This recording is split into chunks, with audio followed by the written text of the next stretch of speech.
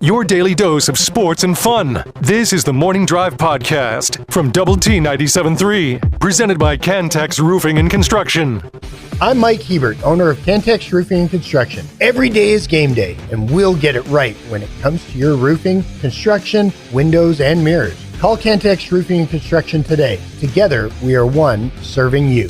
Paul writes in, Jeff, now I want to see Lubbock LPD chase a tortilla thrower after hearing that song. That was the Cops theme that Jeff played. We've kind of gotten into this show. It's really a dumb show, but I think I would love to be on it. And it's one of those shows you can't turn off. It's called 99 to Beat. It's on Fox. And basically the goal is don't finish last. And they have these stupid games that people compete against each other on. And if you finish last, then you're eliminated, and the winner gets $1 million. Like one of the games last night was you had to get a coin out of a piggy bank with a paper clip. Okay. So it's one of those things where you look at that and go, well, I can do that. You also had to catch a red butterfly amongst gold confetti that was blown out from a confetti machine with a net. And again, all these things like, I can do that. And then you probably get on the show and go, oh man, harder than it looks. Have you seen this show, Jeff? I've seen the commercials for this show. I have not watched this show. Yeah, it's fun. I mean, sometimes watching or listening to something that you go, man, that's just really dumb. But it's escape from life, which is part of the entertainment value of shows like that and this one.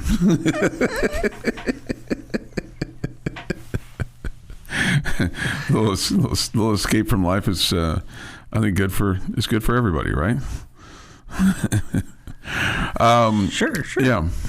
Okay, so what's something else that's going to take place on Saturday? And I know you're interested in this. I don't know how much you'll pay attention to this, but Spin Doctors? I feel like it's the least publicized group coming to sing, and the one I'm most excited about. Will you go over to... I am going to, yes. Are you really? Yeah. Wow, okay. Yeah, I feel like we haven't talked about Spin Doctors. No, I think that's really cool. I mean, they continue to bring in some great acts. They do. Yeah. They'll be at Raider Alley, and that moving it to the engineering key, Raider Alley, I think has been outstanding. It makes it. We see hundreds, if not thousands, of people, walking past our Optimum Game Day Live setup to go to the engineering key and the various acts that are going to be performing. So we got Spin Doctors on Saturday. I'm going to guess they're probably going to go on about 1-ish. I've not seen the total timeline because the game's at 3. So maybe probably in that 1:30 time period, you'll have Raider Walk. That'll be probably around noon or so, about the time that we're there, Jamie and I. But something that'll take place probably at halftime is Graham Harrell is going to be inducted into the Ring of Honor formally. Mm-hmm. And so he'll become the 12th member of the Ring of Honor.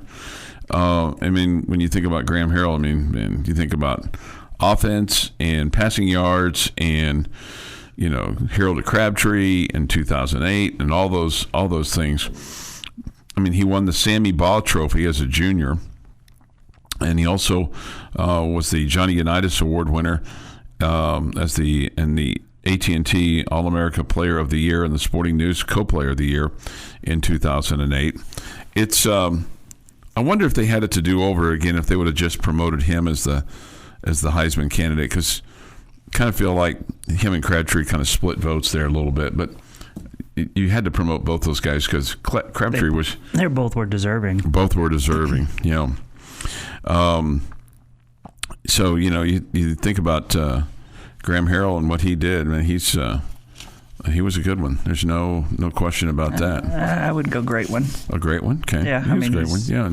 You go in the Ring of Honor, you're going to be great, right? Going into the College Football Hall of Fame is correct. Yeah, I think that qualifies as great. Yeah, great. Yeah. Mm-hmm. Great. He also was a model student athlete as well, 3-time academic All Big 12 honoree, and the 2008 National Football Foundation National Scholar Athlete and William V. Campbell Trophy finalist. Very cool. And he's a graduate of Texas Tech as well. So got a Super Bowl ring playing as the backup quarterback to Aaron Rodgers with the Green Bay Packers, and now is the offensive coordinator at Abilene Christian. So he goes in, already in, Donnie Anderson, E.J. Holub, Dave Parks, Gabe Rivera. Those were the first three were the initial three, Anderson, Holub, and Parks. Then Gabe Rivera went in 14, Zach Thomas in 16, Crabtree and Elmer Tarbox in 21, Patrick Mahomes in 22, and then Thomas Howard, Andre Tillman, and Wes Welker in 2024, and Graham Harrell this year. So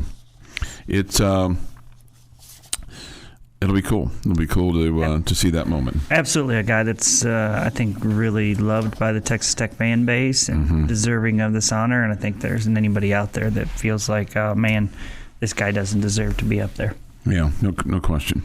Since Marquise just wrote in, I do want to get your thoughts on this. Jamie, your thoughts on the two big shakeups in college baseball yesterday. You got Tony Vitello going to the San Francisco Giants from Tennessee. I think this is going to be an epic failure. I do not think this will pan out. Yeah, don't know. I mean, it's obviously different. We haven't seen it before. Just because we haven't seen it before doesn't make it be an epic failure. He's obviously a very good baseball coach. So he's done a great job with Tennessee. So, I mean, he knows baseball.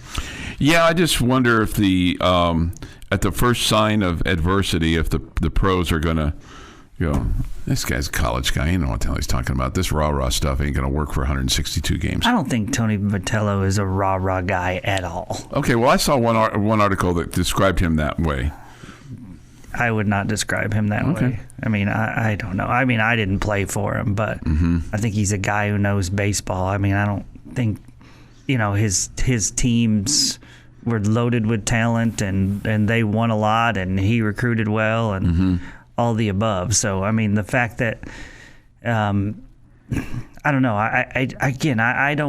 I'm not sitting here today and saying no doubt this guy is going to go through the league and he's going to win multiple championships in the next 5 years. I'm not saying that, but I don't have a reason to believe he's going to fail miserably either. Okay.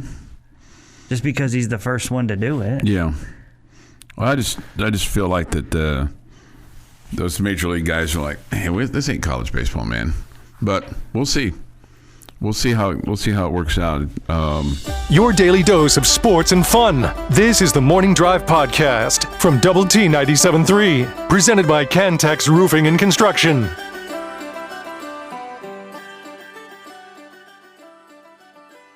Jeff McGuire with a stay in sports history. Starting us off in 1945, American baseball player Jackie Robinson signs a contract with the Montreal Royals minor league farm team of the Brooklyn Dodgers. That would lead to a historic change. 1964, future undisputed world heavyweight boxing champion Joe Frazier dominates German Hans Huber on easy points and wins the Olympic heavyweight gold medal in Tokyo. Hans Huber. 1984, Chicago Cubs Rick Sutcliffe selected as a unanimous choice for the National League Cy Young Award.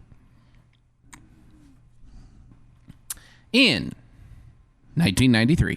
Here's a pitch on the way, a swing and a belt, left field, way back, Blue Jays win it! The Blue Jays are World Series champions as Joe Carter hits a 3-run home run in the 9th inning, and the Blue Jays have repeated as World Series champions. Touch 'em all, Joe. You'll never hit a bigger home run in your life. That's good advice. The number of people who have hit a home run that were happier than Joe Carter, not very many. I vividly still remember in the post-game press conference, Game 7 of the 85 World Series. I was there, and somebody asked Darryl Motley, who hit a home run to really start the barrage. The Royals would eventually win 11-0. And this young guy asked Motley this question, and Motley was a young guy too, and he said, hey, what did it feel like to hit a home run in the World Series and to get the Royals started tonight? And Motley said to the guy back, he goes, you ever hit a home run? And the guy says, no. And he goes, it's a great feeling. It's a great feeling, yeah. Makes sense. Bet it is. Bet it is. Yeah. 2010, Alex Torres has 6 catches for 133 yards, and Matt Williams' 36-yard field goal with 2:03 left helped Texas Tech beat Colorado 27-24. Oh, how about that? In 2023, And the Astros are down to their final strike. Leclerc ready now. 1-2 pitch. Ground ball. Second base. Simeon's got it. On to first to Nate Lowe. And hello, World Series. The Rangers have won their 3rd American League pennant. They stream out of the dugout and are jumping up and down between the mound and first base. For the first time since 2011, the Rangers are going to the World Series after having 6 consecutive losing seasons. What an amazing year this has been. And there's more baseball to be played. Mm-hmm. There certainly would be. Yes. We'll hear about some of that later. Okay. It is National Canning Day. So, put the things in the cans. So better work hard today so you don't get canned. You ever do any of that at your house? Canning? Canning? Yeah. No, sir. Okay. Happy birthday to Ryan Reynolds, who turns 49 today. Amelia Clark is 39. Weird Al Yankovic, 66. Dwight Yoakam, 69. Nick Bosa, 28. Doug Flutie, 63. John Lackey is 47. Al Leiter, 60. Bill O'Brien is 56. Scott Drew, 55. Nancy Grace, 66. And LeVar Ball is 58. Wow. And on this day, in 1960, somewhere on the Missouri side of the Mississippi River in Kansas City, Missouri. Missouri River. Actually. Missouri River? Yeah, Missouri. Yeah. Mrs. Heinz gives birth to a bouncing baby boy. Mm-hmm. He hits the floor and immediately shakes the hand of the doctor, puts on a blue shirt. Uh-huh. As he struts around the room talking to literally everyone, he looks over at his father and says for the very first time, I'm Chuck Heinz. Tell me about your business so I can help you out. Happy birthday, Chuck. Thank you, Jeff. That was great. Yeah, the hospital literally not very far from the Missouri River. But, oh well, that's my cross to bear, right? 6:50 this morning here on the Morning Drive. Thoughts, comments, Yates Flooring Center chat line. The other college baseball news from yesterday that Marquise was referring to, in addition to Tony Vitello going to the New York Giants, or San Francisco Giants rather, is the announcement of the Florida coach, Kevin O'Sullivan, taking a leave of absence from the Florida program to deal with some personal and some family issues. You wonder how long's that last for him? Is that a couple of week thing? Is that a month thing? Or is that a forever thing? And that's for him to know and us to find out. But that's certainly an interesting situation there. Well, if it wasn't going to lead into baseball season, I mean, if it was just going to be a month thing, I don't think they would say anything about it. Nobody would even know. Okay. Right? I mean, because I think season doesn't even start till February. You could totally get away with him leaving the Florida program, whatever, and nobody would know the difference. Nobody would know the difference. So my guess is that definitely this will affect the season. That would be my guess. That he's done? I mean, maybe he sits for a year. I don't know. I have no idea.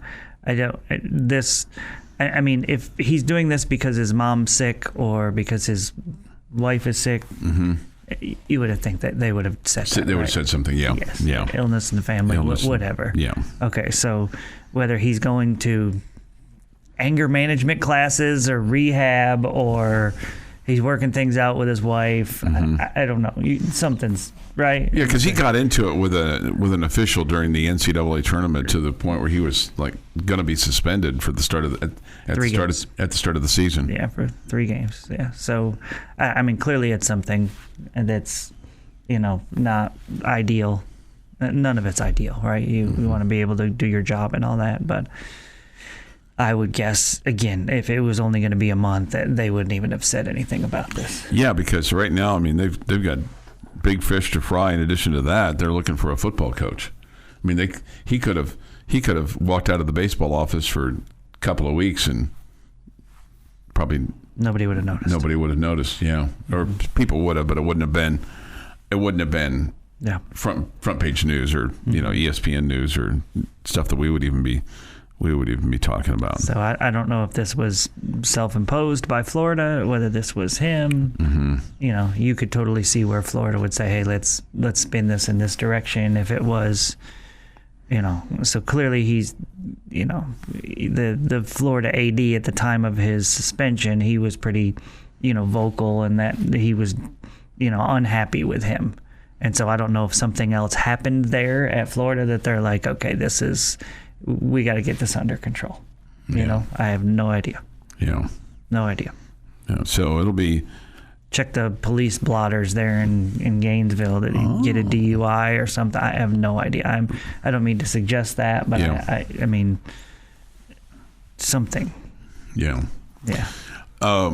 It's funny, when I was in college, one of my radio station beats was the Lawrence police beat, and you would go down on Mondays because the reporter from the Journal World, and there would be one other guy and me, and they would have all the police reports from the weekend. So you would see who got arrested, and you were just looking for a familiar name from the football team, and every once in a while one of those guys showed up, and it was like, oh wow, this happened this weekend.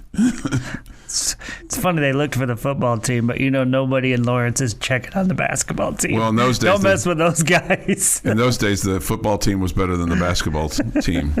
My junior and senior year, at least, the basketball team wasn't much. See, the police would be like, we can't arrest the basketball players. We've got to go get the football player. Yeah. We can't put the basketball team under suspicion. Yeah, there was a running back that seemed to run afoul occasionally, Kerwin Kalani Bell. We knew his middle name.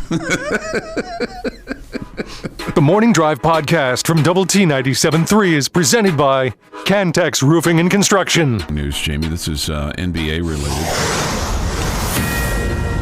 This is true breaking news. Miami Heat guard Terry Rozier has been arrested. Was arrested early this morning as part of an FBI sports betting investigation. The Eastern District of New York and FBI Director Kash Patel will have a news conference this morning to announce arrests from the investigation. He was arrested at his hotel in Orlando. The Heat lost last night to the Orlando Magic. Rozier did not play because of a coach's decision. This incident stems from a game in 2023. There was a surge of bets in about 46 minutes, 30 of them, from a professional bettor, coming in on the under on Rozier's points, rebounds, and assists. At any rate, Rozier played just 10 minutes before leaving the game, citing a foot injury. His attorney has said that he has met with the NBA and FBI multiple times, and that the initial investigation determined he had done nothing wrong. So clearly they've done something else wrong. This comes on the heels of an announcement yesterday that athletes in the NCAA and athletic department staff members can bet on professional sports beginning November 1st. I think this is a terrible decision. I think it's just a terrible. I'm not naive enough to think that people aren't doing this, but to go out and say, hey, athletes, hey, athletic department officials, feel free now to bet on professional sports. I think that leads to nothing but bad things with regard to maybe how if you get upside down with your bookie, then they're going to come to you and go, hey, we need you to throw an interception, or hey, we need you to miss a free throw, or hey, we need you to not get as many rebounds, or hey, we need the game not to be this. I just think it's a terrible decision by the NCAA. Yeah, I don't disagree with you at all. I continue to wonder when we found out about this a few weeks ago what the win is here, and the only answers that I come back with is that they don't think they can police it, and so they're letting it go because of that, and or because they feel like there's a major market for them with these student athletes, that they're getting these huge NIL deals and don't have real life to pay for. Mm-hmm. So they have all this free money. Why should, DoorDash and Uber Eats get it all? Yeah, right. I continue, I don't know why, I continue to be amazed. And maybe it's just me being an old man, and I don't feel old by any stretch of the imagination. Sometimes I say things that like, "Hey, get off your yard there, Chuck." I don't think you tell people to get off their yard. Get off my yard. Yeah, get off your lawn. Get off my lawn. Yeah, get off my lawn. Thank you. Okay, that made you sound old. Yeah, I did. Anyway, the point is, I continue to be amazed at the number of people that use the drive-through and won't get out of their car and go in, which I'm thankful for, because now when you go in, generally speaking, there's no line. There is no line at any of these restaurants or fast food places. When you're wanting to go inside, there's no line because they're all too lazy to get out of the car. Or when you do go and you're waiting in line, you're in line with somebody that's picking up food for somebody that doesn't even want to get in their car to wait in line, which blows me away. It just blows me away. The number of folks that use Uber Eats and DoorDash to go get them a burger. I mean, it's like it astounds me, to be quite honest with you. Yeah, I get it. And then again, I'm thankful for those of you that don't want to get out of your car, because it just makes it easier for those of us that want to walk the 5 steps. It's not like I'm hiking across the, Great Divide or anything to go get a hamburger or sack of donuts or whatever. But again, I'm really surprised by the NCAA on this. The quote from Charlie Baker, who's the NCAA president, he says this change recognizes the reality of today's sports environment without compromising our commitment to protecting the integrity of college competition or the well-being of student athletes. Oh, that's from Roberta Page, Director of Athletics at Slippery Rock and Chair of the Division II Management Council. So is this we'll throw you a bone, hey, you guys can bet on professional, just don't bet on college? Yeah, I guess. Baker says, we run the largest integrity program in the world on sports betting across all the various schemes. Sadly, we discovered some student athletes involved with some problematic activity. Problematic activity. Mainly Oklahoma's quarterback. Chris says this, Uber and DoorDash drivers are some of the most faithful listeners. Well, they're in their cars a lot. Be careful, Chuck. LOL. Yeah, you're right about that. I don't want to put you out of business. I'm just astounded by how much business you have. I don't think there's any threat of them running out of business, not getting business. Those are thriving businesses right now because of the way we have become as a society. Yeah, lazy, lack of urgency, all those things. Right? Whatever. Yeah, I mean, a lot of different things you could probably say. Mm-hmm. Yeah. So anyway, I thought that was interesting. Okay, let me ask you this: Big 12 football this weekend.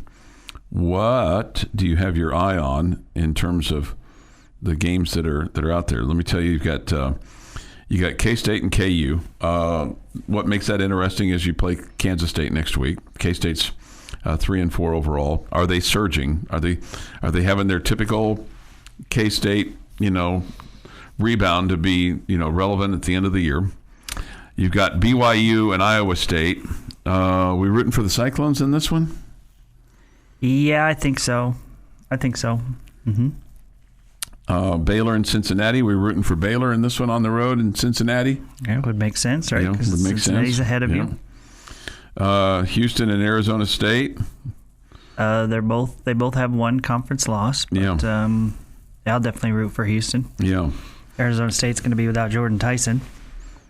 Okay. He's not playing in the game. And then Colorado and Utah are playing in Utah. Yeah, I would root for Colorado, but I'd be surprised if Utah doesn't win. Yeah. So which one, if you could only pick one, okay, if you could only pick one of those games and you could have your choice, would it be Iowa State beating BYU?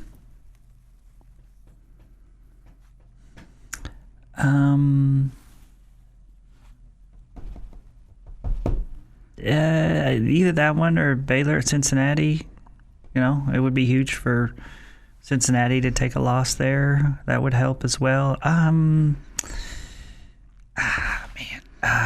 Maybe I would pick Houston over Arizona State because Arizona State has a tiebreaker over you head to head. Okay, that makes sense. I think that BYU in the next few weeks has some tough games, right? I feel like you can handle your business with BYU because you get to play them. Mm-hmm. Cincinnati, you don't have control over them, but then they have a pretty tough schedule remaining. It feels like they play Baylor this week and they play at Utah, Arizona versus BYU, and then at TCU. So I don't fear them as much winning out. I think I would take Houston over Arizona State just because Arizona State has that tiebreaker against you. That makes some sense. Mm-hmm. Syntax Hank says this: I'm thankful for them, the Uber Eats drivers and the DoorDash folks, because I make a living writing the types of apps they use. Stay lazy, folks. Oh, cool. That's really cool. Good for you, Hank. What about you? Yeah. That's good. Somebody says, what about TCU in West Virginia? No, nobody cares. The Morning Drive podcast from Double T 97.3 is presented by Cantex Roofing and Construction. Jamie's question of the day on Double T 97.3 is brought to you by Connecticut of West Texas. All right, gentlemen. Today our question is in honor of the one and only, the great one, Graham Harrell. Okay. And I would like to ask you today, in order, to give me your favorite, not the best, your favorite 3 Red Raider quarterbacks. My favorite 3 Red Raider quarterbacks. My favorite Red Raider quarterback,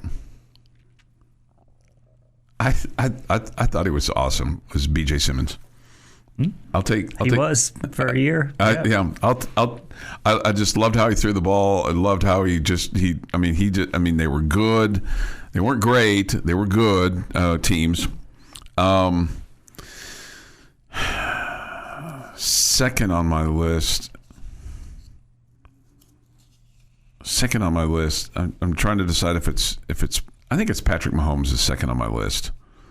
I'm trying to separate the Patrick the pro and Patrick the NFL player, but I loved what he did here. I mean, he was awesome. Obviously, I wish they had been more successful. And then third on my list, is it Graham? Is it Cody? Is it Daggy? Is it Sticks? Is it Taylor Potts? Who am I leaving out? I don't know. We're just looking for. I'm just trying to decide. Because Rodney Allison. Well, it's before my time. Ron Reeves is before my time. Jimmy Carmichael is before my time. I'm gonna. Sonny Cumbie is my third. Somebody threw his name out on the chat line, so I'm gonna go with Sonny. Cliff Kingsbury, number 1. Followed very closely only because of his personality and the guy that I got to meet after his playing days were well over, Rodney Allison. Graham Harrell's number 3 was Sonny Cumbie, a very close honorable mention. Okay. Okay. Cliff Kingsbury is definitely number 1 for me. And Graham Harrell is a close number 2. And Patrick Mahomes is a very close number 3. The three of them, it's all pretty tight bunch. You could just toss that into a little shaker, shake them up, and it come out in any direction. I'd be pretty happy with the three of them. Okay, a little shaker, yeah. And the maybe close number 4 for me, not as far as you would think. Again, not best, but my favorite, Zebby Lethbridge. Yeah. Because he was the quarterback during my time, and I enjoyed him. Yeah. Okay. Off the chat line, somebody brings up Billy Joe Tolliver. That's before my time, but Billy Joe certainly endeared himself to a lot of folks here. He was a great quarterback. Yep. My favorites were Billy Joe Tolliver, Zebby, and a tie between Jamie Gill or Patrick. Jamie Gill was he was a very good quarterback. He was, I think, a senior as I was coming into town. Somebody else brings up Sammy Simmons pulling his hammy, skipping off the field. Plus, he had that knee injury that he suffered as well. Say, do we want to get the facts get in the way of a good story there? Yeah, it was more his knee than it was his. He tore his ACL celebrating jumping in the end zone. Yeah. Ed says B.J. Simmons. But close. Yeah. B.J., Cliff, and Graham. B.J., Sonny, and Zebby. Robert Johnson, too. Was it Robert Johnson? Robert Johnson, the wide receiver? That we moved from quarterback? Yeah, we moved him from quarterback, yeah. Yeah, he was not a quarterback. He was better as a... I don't think he ever played quarterback for us. Who am I thinking? There's a Robert somebody. I am not in that brain. Yeah. Let's see here. Juan M. says Billy Joe, Zebby L., and Cliff. Not that there's been more than one Zebby. I think we've only had one Zebby. I love hearing the names from the 80s and 90s or whatever. That's, I knew Jeff was going to pick Rodney. I mean, he's such a good guy. And Jeff Robert Hall. Thank you. Yeah. Thank you. I knew there was a Robert. I just couldn't connect the dots there. Robert Johnson was the one who caught the game-winning catch against the Aggies in College Station. Somebody brings up Tom Wilson. From Graham Harrell, by the way. Yeah, Tom Wilson. Tom Wilson was an Aggie coach at one point in time, too. What years was Tom Wilson? I don't recognize that. Tom Wilson's like, I want to say 60s. Yeah. I want to say 60s. I don't remember hearing that name. Somebody else brings up Patrick, Cliff, and Graham Harrell. Those are my 3, not that specific order, but... Those are your 3. Okay. The thing that I've really enjoyed about the relationship and the events that led into me looking into Rodney's playing career, he's still in the Texas Tech record book. Of all the guys who have come since, the Cliff Kingsburys, the Graham Harrells, the Patrick Mahomes, you name it, he's still in there for the highest average completion yardage per play in a game, because all he was doing is throwing bombs. I was gonna say he completed like 4 passes for 200 yards. Exactly, it's some insane stat. But you think of all the great passers we've had, and this is back when it was 3 yards in the cloud of dust, and Rodney's still in the record book for it.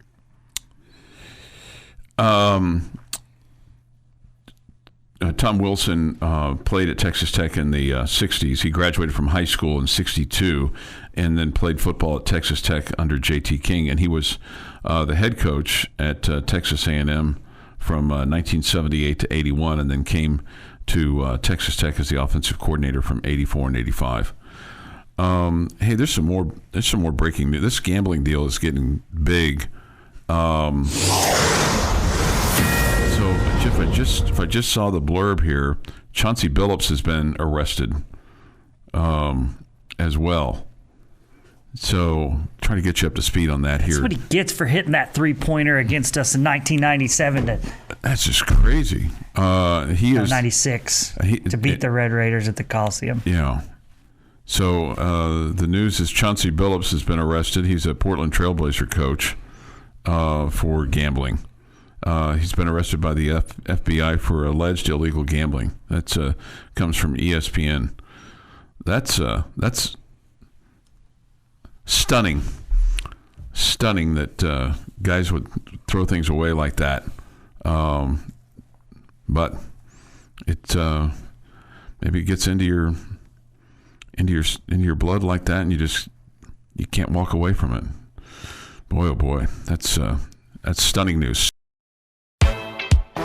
This is the Morning Drive Podcast from Double T 97.3, presented by Cantex Roofing and Construction. I feel like every time you play that, they get beat. We played every game when, we're here and they play the game that day. Mm-hmm. They are just on a 3-game losing streak, and it's not been a whole lot of fun, but we are playing the game to remind people Stars play tonight. Okay, that's play what tonight. we are doing, and encouraging people to watch the Stars. You can watch them for free. Costs you nothing. And, they're supposed to be good, dang it. It's been very frustrating. That's a very good intro. I mean, that's a very good intro. Well, that's what happens when they score at home. No, I think it's very good. I think they've positioned that, imaged that very well. Hey, good morning. Hour 3 of 3 with Jamie Lent, Jeff McGuire. I'm Chuck Heinz. We come to you from the First United Bank studio here in downtown Lubbock. Thanks for being with us. Thoughts, comments, Yates Flooring Center chat line. You've been very active today. We appreciate all the texts today here this morning. A number of you have written in this morning. I wanted to get to one from Red Raider Charlie. He says, good morning, fellas. RRC here, that's Red Raider Charlie, for those of you that aren't in the know. I have been out of town and asking, what color am I wearing to the game Saturday? Red. It's a red out. Is Graham Harrell the only Red Raider going into the Ring of Honor Saturday? Yes. You asked a yes-no question. Yes. Is Baron Morton set to start Saturday? We don't know, right? We don't know. Don't know. We don't know. Don't know. And Chuck said a few minutes ago he's anxious to hear from Coach tonight to get an update on Baron. I don't know how much I don't believe is not the right word. I just say take it with a grain of salt. I will say this. The more he talks about him, the more likely he is to play. The less he talks about him, the less likely he is to play. Would you buy that? Don't know. Don't know. Okay. I'm kind of with Jeff. Just, again, if there is something to be gained by him being misleading or him not telling the complete truth, I am all for it. Yeah. Right. I am not some media member that you owe it to us to tell us the truth. Mm-hmm. No, you owe it to us to do everything you can to win football games. Win football games, right? Yeah. And so have at it. Okay. So I am not bothered by it at all. But in some ways, if he thinks there's an advantage to be gained, I want him to lie to us. Okay, or mislead us. Okay. Lie's a little strong, but mislead. Yeah, I know. Yeah, mislead. Mislead's better. Mislead. Mm-hmm. Because he's also misleading the opponent too, right? Sure. Right. Yeah, I would just appreciate the wink and the nod, though. Yeah. I you know what I'm doing, and I know what I'm doing, but we're all doing this together. It's like somebody asked him about a question about Amir Boyd not playing because of his off-field incident, and Coach McGuire looked at the reporter and said, "That's a good question." So it's like. Yes, was the answer to that question. Yeah. So I would just take it with a grain of salt. Should I throw out to him tonight if I happen to see him and talk to him? Oh, you're going to be in the same building and not talk to him, right? Well, there've been times I've been in that building and not talked to him. I didn't know this was joke segment today. Yeah, there've been times I've been in that building and not talked to him. Was he there? He does. Yes, he was there. He does circulate the room, and he talks to a lot of people. And I kind of just, sometimes read the room and go, yeah, he doesn't really need to talk to me today because he's talking to all these other people that don't get a chance to see him. So clearly what was going on is you weren't wearing a jacket he liked. No, I wasn't wearing a jacket, but I just decided that, I don't need to do this every week. Anyway, the point is, should I say to him, hey, when Coach Kingsbury was here, he'd use this line of, you'll know who he is when he trots out there. See if he likes that line as well. You are like one of 3 people on the planet that like that line. Who are the other 2? Cliff Kingsbury and the quarterback who was trotting out there. I was just curious who the other 2 were. That was a good job.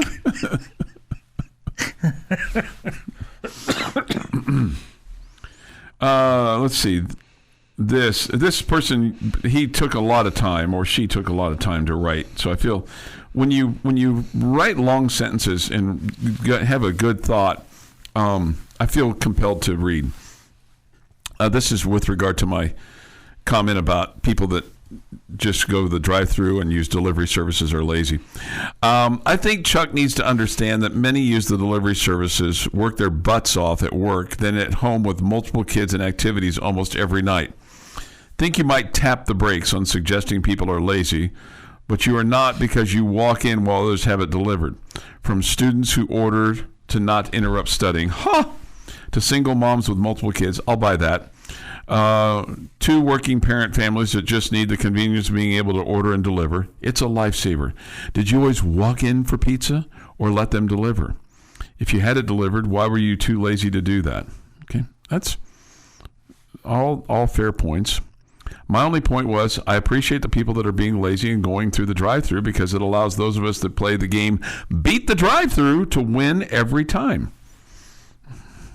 Every time? Every time. No. No, I can't use that. No, you don't beat the drive-thru You don't every beat the time. drive-thru every time. Almost every time. I'm going to start shouting. I'm just going to start charting it. Yeah, I think that's a bit of a fairy tale you got going on. Chuck does that because he's extremely impatient and sitting in his car behind somebody ordering a bunch of food when he doesn't know what's going on and can't be in control drives him nuts. So he parks his car, goes inside where he can at least hear what's going on, and then he feels like he has some control. I've won. Yeah. See, Okay. And I bet it's about 50-50. I bet he does beat the drive-thru at times. Mm-hmm. I bet he does, but I bet it's about 50-50. I'll also say the number of people that there's only one lane for the drive-thru usually. Sometimes it splits off into two. Mm-hmm. But the number of times I've been behind people that have apparently never been to that fast food place before Yes. and don't know what's on the menu. Yes. Yeah. When I just want a number one with large fry and a large drink, that's all. I will go inside for that because I knew what I wanted when I pulled into the parking lot. Yeah, no doubt. I mean, it feels like there's a better chance of you getting behind the person. I'm going to say person. that is totally confused and wants to ask questions. So what do you suggest? What about this? Oh, do you still have that? You're more likely to do that in the drive-thru than inside. I will agree. I will agree with Chuck and Jeff on that one. Yeah. And inside, if they've got the computer kiosk, I can even bypass them at the counter and finish ordering at the kiosk. This has been the Morning Drive Podcast, presented by Cantex Roofing and Construction. Check out our library of Double T 97.3 podcasts at doublet97.3.com.